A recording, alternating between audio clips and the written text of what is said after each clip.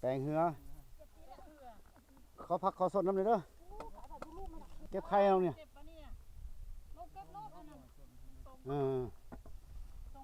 ลูกหมดบ้าน2 คน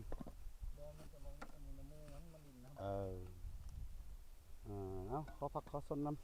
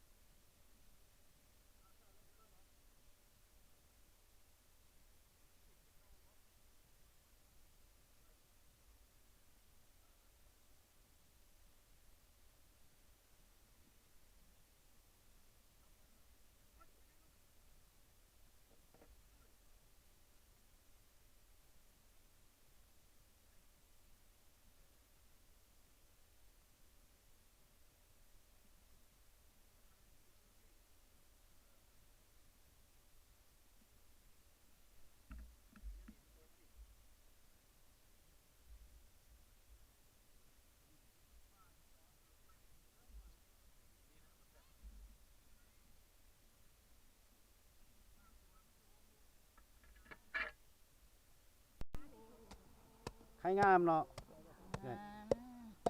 อยู่บ้านนี่บ่อยู่น้องแตงอยู่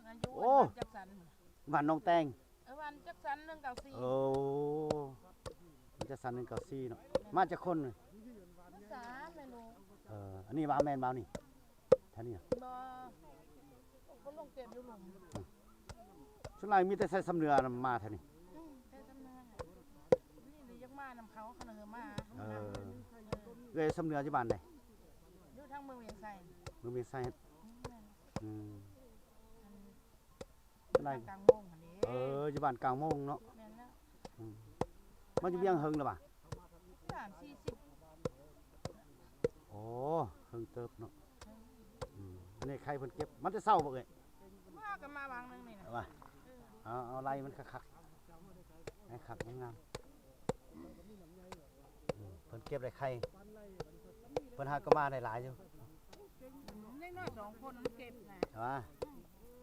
มันจะลงน้ำเขาเบอร์ลง